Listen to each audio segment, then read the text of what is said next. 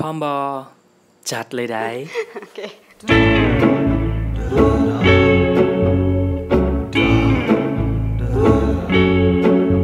เจ้าทั้งสองคนอยู่น้ำกันมาโดนประเดี๋ยวแล้ว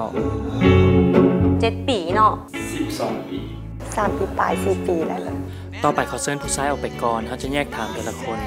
นิยามความหักของเจ้าเป็นอย่างความช่วยเหลือซึ่งกันและกันความเข้าใจกันการอดทนที่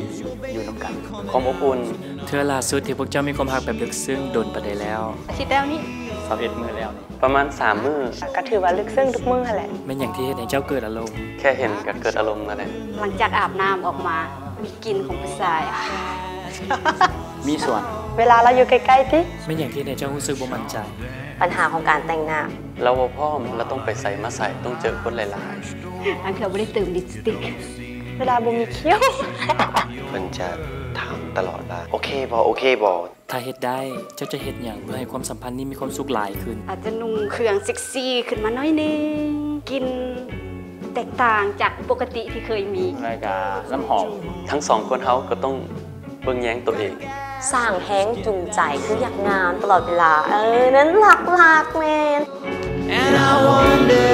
to myself สบายดีพร้อมระบอสำหรับคำถามต่อไปพร้อม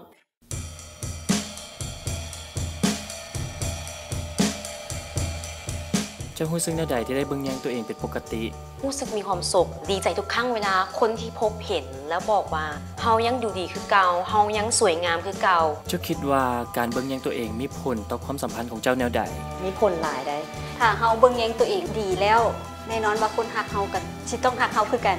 ผู้หญิงเฮาต้องดูดีตลอด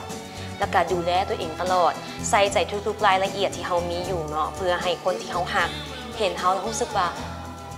นั้นสดชื่นตลอดเจ้ารู้สึกว่าผู้ชายผู้นี้คือคนที่แมนสำหรับเจ้าตอนใดเราเป็นคนที่รักครอบครัวคืออันนี้เป็นสิ่งที่เราแคร์แฮงคบกันไปแฮงรู้สึกว่าเราเป็นผู้ใหญ่หลายขึ้นการกระทำที่เราเฮ็ดเราจะแสดงออกให้เฮาฮู้ว่าเราฮักเขาเชื่อจังแล้วเอาพยายามเพื่อเฮาอะนะว่าโตบ่ได้อันนี้มันก็เป็นสิ่งที่ให้เราตัดสินใจได้ง่ายเลยว่าแน่นอนคนนี้คือเป็นพ่อที่ดีเป็นสามีที่ดีแล้วก็เป็นลูกที่ดีของพ่อของแม่เขาคือกันเป็นอย่างที่เราเห็นในเจ้ารู้สึกประทับใจ